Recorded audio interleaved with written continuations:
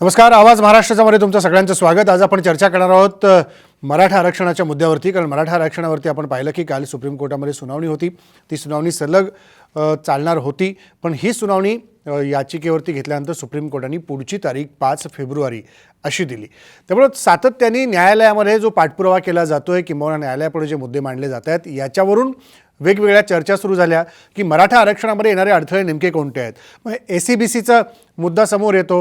ACBCच्या मुद्द्याला लागून EWSचा मुद्दा समोर येतो. त्याबरोबरीनेच आता 10% केंद्र सरकारने आरक्षणाच्या इतर मागासवर्गीयांच्या प्रवर्गामध्ये समाविष्ट करावा असं म्हटलंय. मग ते 10%च्या याच्यामध्ये तयारी यांची आहे का, हाही प्रश्न समोर येतो. OBCचं आरक्षण काढलं जातं आहे अशीही चर्चा समोर येते आहे. त्यामुळे या सगळ्या गोष्टींचा जर विचार केला तर प्रत्यक्ष मराठा समाजाला आरक्षण लागू करण्यामध्ये अडथळे नेमके काय येत आहेत यावर आपण चर्चा करणार आहोत. आपल्यासोबत विधान परिषदेचे विरोधी पक्षनेते प्रवीण दरेकर आहेत मुंबईतून. आपल्यासोबत औरंगाबादवरून सुप्रीम कोर्टात ज्यांनी याचिका दाखल केली या संदर्भात ते याचिकाकर्ता मराठा आरक्षणाच्या आंदोलनासंदर्भातले विनोद पाटील आहेत. आणि आपल्यासोबत येणार आहेत काँग्रेसचे प्रवक्ते डॉक्टर राजू वाघमारे. मला सुरुवात विनोद पाटील आपल्यापासून करायची आहे की मराठा आरक्षणाच्या या सगळ्या प्रक्रियेमध्ये नेमके अडथळे काय येत आहेत की सातत्याने काही काळानंतर पुढे जाताना दिसत आहे.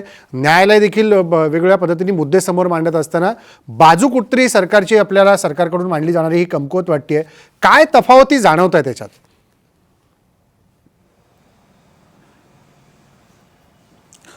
न्यायालयाच्या प्रक्रियेमध्ये सर्वप्रथम एक स्ट्रॅटेजी लागते की एक रणनीती ज्यावेळेस घेऊन आपण न्यायालयासमोर जातो की न्यायालय कुठल्या दिशेने चाललं आहे, न्यायालयाला कुठले मुद्दे अपेक्षित आहे, त्याचे उत्तर देणं अपेक्षित आहे. एक सर्वत्र एकत्रित रणनीती असते. परंतु दुर्दैवाने मागच्या वर्षभरामध्ये ती रणनीती नसल्यामुळे एकामागे एक चुका होत चालल्या. आणि या पलीकडे राज्य सरकार सातत्याने सांगतंय की आम्हाला मराठा आरक्षण द्यायचं आहे, टिकवायचं आहे, आम्ही वकील बदललेले नाही. परंतु न्यायालयामध्ये आपण बघितलं की प्रत्येक तारखेला एक चूक त्या ठिकाणी आपल्याला बघायला मिळेल. अगदी कालच्याच तारखेला आपण जर बघितलं, एकीकडे राज्य सरकारने जाहीर केलं की आम्हाला मराठा आरक्षण टिकवायचं आहे आणि राज्य सरकारच्या अखत्यारीत असलेलं MPSC बोर्ड, या बोर्डाने डायरेक्ट सुप्रीम कोर्टामध्ये एक पिटिशन दाखल केली आणि त्याच्यामध्ये लिहिलं की आम्हाला यादी रिवाईज करायची. पण त्यांनी माघार घेतली. आज दुपारी प्रश्न पडला MPSCने माघार घेतली त्याची. असं मत झालंय का की आरक्षण टिकणार नाही? माघार घेण्याचा प्रश्न नाही. एकीकडे आपण सांगतोय की मराठा आरक्षण टिकवायचं. ज्यावेळेस सगळी बोंबाबोंब झाली त्यावेळेस त्यांनी माघार घेतली. काल जर ते पिटिशन लागली असती, त्याच्यावर जर चर्चा झाली असती तर नेमकं सरकारी वकिलांना देखील माहीत नव्हतं ती पिटिशन दाखल झाली असं त्यांचं म्हणणं आहे. तर आमचं म्हणणं असं आहे की एक स्ट्रॅटेजी लागते. कसं काय MPSC जाऊन त्या ठिकाणी अर्ज करू शकते? मग काय राज्य सरकारचंच मत झालं की आरक्षण टिकणार नाही? मग तसं मत झालं असेल तर सरकारने आम्हाला स्पष्ट करावं. न्यायालयामध्ये जे काही दिरंगाई होत आहे त्याच्यामध्ये स्ट्रॅटेजी नसल्यामुळे दिरंगाई होत आहे. कधी कोणी अर्ज करतं, कधी सरकारी वकील सांगता आम्हाला अद्यापर्यंत सूचना नाही, कधी कनेक्टिव्हिटी नसते. फार वेगवेगळ्या भानगडीतनं आज मराठा समाज त्या ठिकाणी चाललेला आहे. ठीक आहे. राजू वाघमारे काय म्हणाल की सरकारमधलाच ताळमेळ नाही त्याच्यामुळे ह्या गोष्टींमध्ये अडथळे येत आहेत मराठाचं आरक्षण लागू करण्यामध्ये, तर सरकारमध्ये ताळमेळ नसण्याची कारणं काय आहेत? सगळ्यात पहिली गोष्ट म्हणजे राजेंद्रजी, असा काहीही प्रकार नाही आहे. MPSC ही स्वायत्त संस्था आहे, जरी ती सरकारमध्ये असली तरी. आणि MPSC स्वायत्त संस्था असल्याने ते लोक तिकडे गेले होते. त्याच्या विरोधात आम्ही कॅबिनेटमध्ये नापसंती व्यक्त केली, सरकारने बोलण्यात आलं त्यांच्याबरोबर आणि आज त्यांनी ते पाठीमागे घेतलं. त्याच्यामुळे सरकारची स्ट्रॅटेजी नाही किंवा सरकारला वेगळं काय वाटतंय अशातला काही भाग नाही. सरकार 100% शुअर आहे की आपल्याला मराठा आरक्षण पाहिजे आणि ते मिळवायला पाहिजे आणि त्यासाठी जे जे लागेल ते करायची तयारी सरकारने दाखवलेली आहे. आता न्यायालयाच्या लढाईमध्ये ज्यावेळी आपण वकील तेच ठेवतो, वकिलांची स्ट्रॅटेजीच तीच असते की जी त्यांनी अगोदरपासून केलेली आहे. त्याच्यामुळे त्या स्ट्रॅटेजीला तर बदलण्याचा काही प्रश्न येत नाही. सरकारने तसे प्रयत्नही केले नाहीत.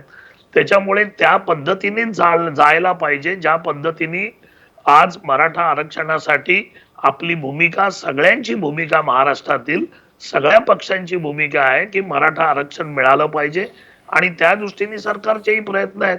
कारण हेच शेवटी मराठा आरक्षण आघाडीच्या काळामध्ये घेऊन येणारं काँग्रेस राष्ट्रवादीच होतं. त्याच्यामुळे असा काही मुद्दा नाहीये की आम्ही सत्तेवर बसल्यावर काय आमच्या पक्षामध्ये मराठा समाज नाहीये का. की मराठा समाज फक्त बाकीच्या पक्षांमध्ये आहे. त्याच्यामुळे असा कोणताही भाग कुठेही येत नाही. कुठेही गैरसमज पसरवायला जागा नाहीये. प्रश्न असा आहे की एमपीएससीनी जे केलं ते त्यांच्या स्वायत्त नाही अधिकारात एमपीएससीचा केलं. मुद्दाच नाही, मुळात एमपीएससी एक पार्ट आहे त्या सगळ्या घडामोडीतला. प्रवीण दरेकर, मला आपल्याला विचारायचं आहे की एक आरोप तुमच्या मागच्या सरकारवरती असा केला जातो की फडणवीस सरकारने हा कायदा बनवला आणि फडणवीस सरकारने दावा असा केला होता की सुप्रीम कोर्टात टिकेल असाच कायदा आम्ही बनवलेला आहे. पण सुप्रीम कोर्टामध्ये सुनावणीच्या वेळेला अनेक प्रश्न या निर्माण केलेल्या कायद्यावरती ताशेरे ओढले जातात. मग ही चूक निस्तरण्यामध्ये आमचा वेळ जातोय असा सतत आरोप तुमच्यावरती केला जातो.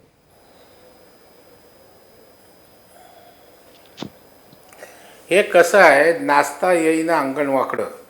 देवेंद्र फडणवीस साहेबांनी जे आरक्षण दिलं ते हायकोर्टामध्ये टिकलं आणि हायकोर्टामध्ये टिकणारं आरक्षण दिलं. दुर्दैवानं ज्या पद्धतीनं पहिल्या दिवसापासून हे सरकार या ठिकाणी निष्काळजीपणामध्ये वागलं, मी तुम्हाला एक एक उदाहरण कालच्या MPSC पर्यंत देऊ शकेन की केवळ ह्यांचा निष्काळजीपणा, जे मगाशी विनोद पाटील म्हणाले की कुठल्याही प्रकारचे स्ट्रॅटेजिकल डिस्कशन नाही आणि बेफिकिरीमुळे या ठिकाणी आज अशा प्रकारच्या मराठा आरक्षणाच्या संकटाला आपल्याला सामोरं जावं लागतंय. म्हणजे सुरुवात झाली राजेंद्र 27 फेब्रुवारीपासून, ज्या वेळेला एका याचिकाकर्त्यानं त्या ठिकाणी पिटिशन केलं त्यावेळेला इंटरव्हेंट करण्याची आवश्यकता त्या ठिकाणी होती, परंतु त्यावेळी त्यांचं लक्ष नव्हतं, इंटरव्हेंट केलं नाही. आणि नंतर जेव्हा त्या ठिकाणी इंटरव्हेंट केलं त्यावेळेला त्यांनी जी मागणी करायला पाहिजे होती की मोठ्या खंडपीठाकडे त्या ठिकाणी पाठवावं, पण स्थगितीची मागणी केली. आणि परवा त्या ठिकाणी पुन्हा सांगितलं वकिलांनी की आम्ही स्थगितीची मागणी त्या ठिकाणी स्थगिती उठवण्याची मागणी विनंती करीत नाही. आणि त्याच्यामुळे एक तर वकिलांच्या भूमिका या सरकारचा समन्वय नसल्यामुळं त्या ठिकाणी बेफिकिरीच्या त्या ठिकाणी वाटतायत. आणि आपण बघाल की काल जो प्रसंग झाला, मी तर अनेक उदाहरणं त्या ठिकाणी देईन की ज्या वेळेला स्थगिती दिली गेली त्यावेळेला ती ऑर्डर टाईप व्हायच्या अगोदर इकडे वर्षा गायकवाड मॅडम ज्या शिक्षण मंत्री आहेत त्यांनी सर्क्युलर काढायला सांगितलं.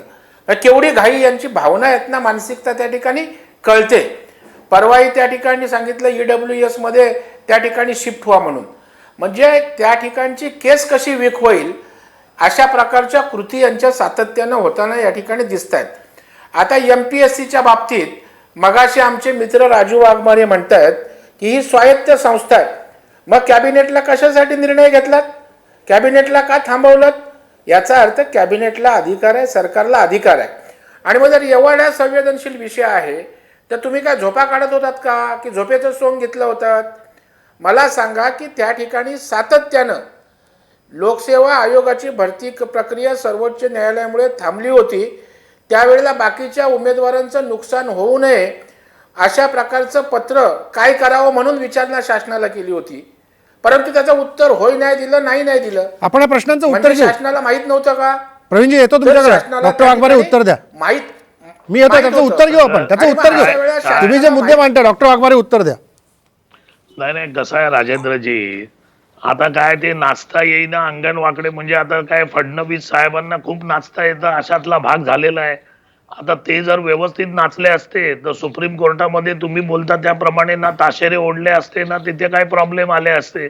पण ते बरोबर त्यांचा डान्स झाला नाही, त्याच्यामुळे ही परिस्थिती आली हो. अहो, तुम्ही काय केलं ते सांगा, राजू वाघमारे.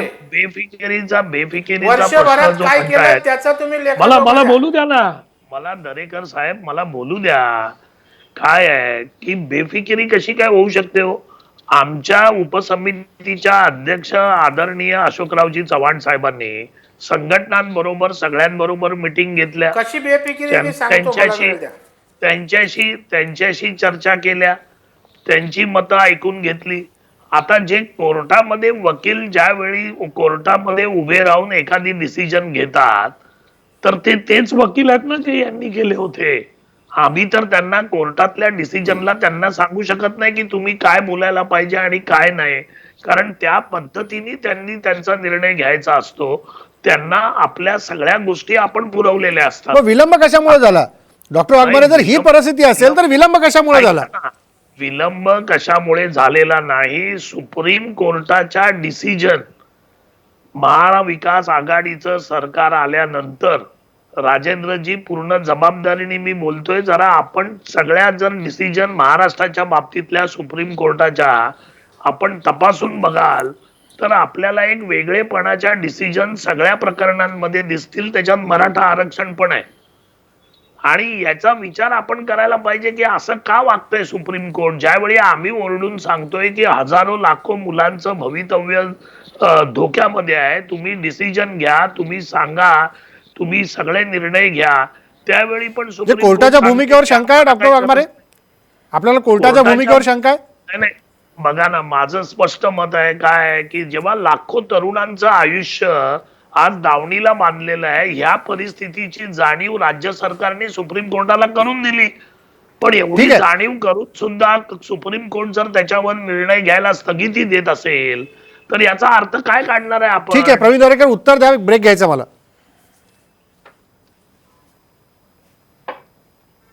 नाही, आपण बघाल हे जाणीव करून द्यायला काय पोस्टमनचं काम करायला सरकार नाही आहे. सुप्रीम कोर्टात जो निर्णय लागायचा तो लागेल. लाखो विद्यार्थ्यांच्या भविष्याच्या गोष्टी करत असताना आपण राज्य सरकार म्हणून काय निर्णय घेतलेत? अपार्ट फ्रॉम या निकाल लागायचा तो लागेल, चर्चा व्हायची तेव्हा होईल आणि त्याचा निर्णय येईल. परंतु इंटरिमची रिलीफ देण्याची आवश्यकता आहे विद्यार्थ्यांना.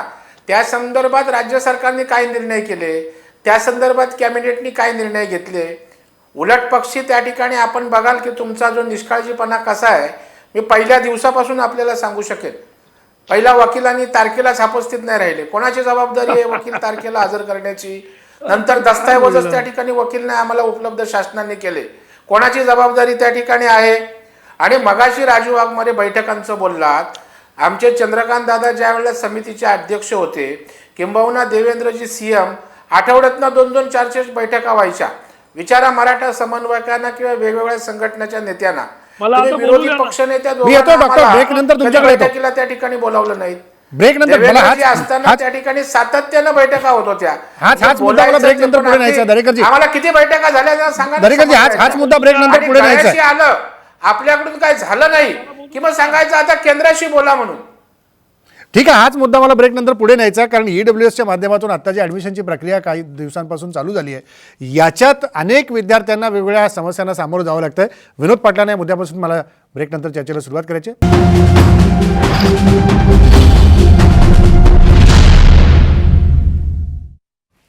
ब्रेक नंतर पुन्हा एकदा स्वागत. आवाज महाराष्ट्राच्यामध्ये आपण चर्चा करतोय मराठा आरक्षणाच्या संदर्भामध्ये अडथळे नेमके कुठे येत आहेत. विनोद पाटील, जे मुद्दे मगाशी दोन्ही पक्षाच्या नेत्यांनी चर्चेला आणले, याच्यात एक सगळ्यात महत्त्वाचा मुद्दा आहे तो विद्यार्थ्यांचा. कारण विद्यार्थ्यांच्या या ॲडमिशन प्रक्रियेमध्ये, प्रवेश प्रक्रियेमध्ये EWSचा मुद्दा सातत्याने चर्चेला जातोय आणि SCBCचा मुद्दा पण त्यात चर्चेला जातोय. तर या सगळ्या इतर मागास प्रवर्ग असेल, आर्थिकदृष्ट्या दुर्बल घटक असतील, या विद्यार्थ्यांना प्रवेश घेताना येणाऱ्या अडचणी प्रचंड आहेत. तर हा मार्ग सोडवणार कसा? त्या विद्यार्थ्यांचं झालेलं नुकसान भरून काढणार कसं?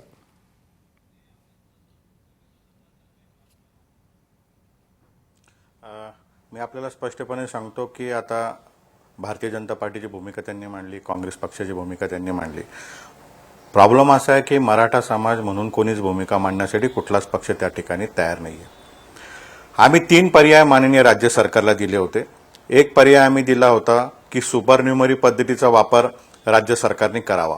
सुपरन्युमरी पद्धतीचा जर वापर झाला असता तर ज्या ज्या विद्यार्थ्यांनी आजपर्यंत परीक्षा पास केली परंतु जॉईनिंग होऊ शकत नाही, त्या विद्यार्थ्यांना त्या ठिकाणी जॉईनिंग राज्य सरकार देऊ शकत होते. दुसरा पर्याय आम्ही दिला विशेष बाबचा. त्याचं उदाहरण आम्ही दिलं. मुंबई हायकोर्टाने एक वेळेस ज्या ज्या अधिकाऱ्यांनी जात वैधता प्रमाणपत्र दाखल केले नाही अशा सर्वांना नोकरीतून काढून टाका असं मुंबई हायकोर्टाने निर्णय दिला. त्यावर मागच्या सरकारने कॅबिनेटमध्ये निर्णय घेतला आणि विशेष बाब म्हणून त्यांना सामावून घेतलं. त्या पार्श्वभूमीवर आपण आमची सोय लावा. तिसरा एक सोपा पर्याय आम्ही दिला की महाराष्ट्रामध्ये ज्या काही संस्था आहेत प्रत्येकाला 10-10, 15-15% मॅनेजमेंटचा कोटा आहे. त्या मॅनेजमेंटच्या कोट्यामध्ये NRIचा विद्यार्थी सुद्धा त्या ठिकाणी ॲडमिशन घेऊ शकतो. तो मॅनेजमेंटचा कोटा राज्य सरकारने ताब्यात घ्यावा.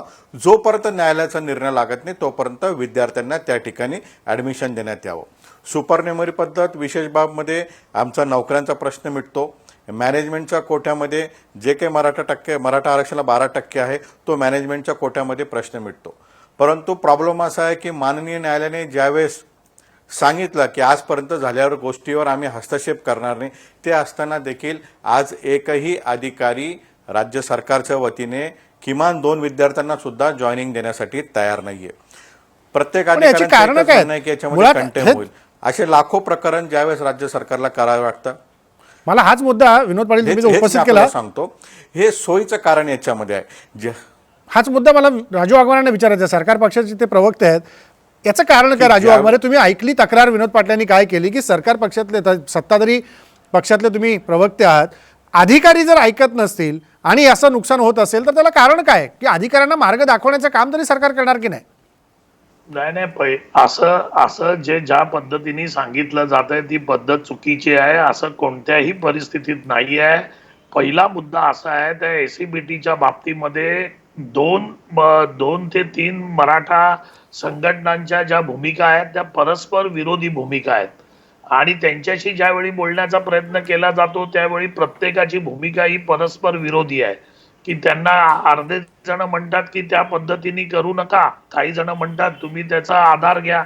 आता या सगळ्या याच्यामध्ये विलंब लागला एवढं नक्की, पण सरकार त्याच्यावर मार्ग काढण्याच्या तयारीमध्ये आहे.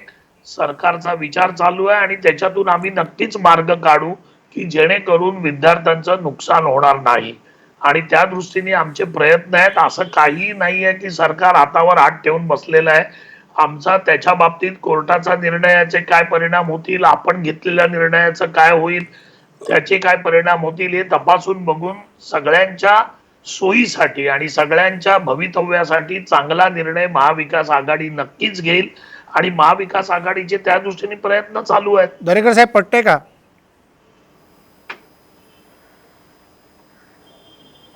नाही, त्यांचा विचार चालू आहे, प्रयत्न चालू आहेत, गंभीर आहे. आता लोक विटलेले आहेत.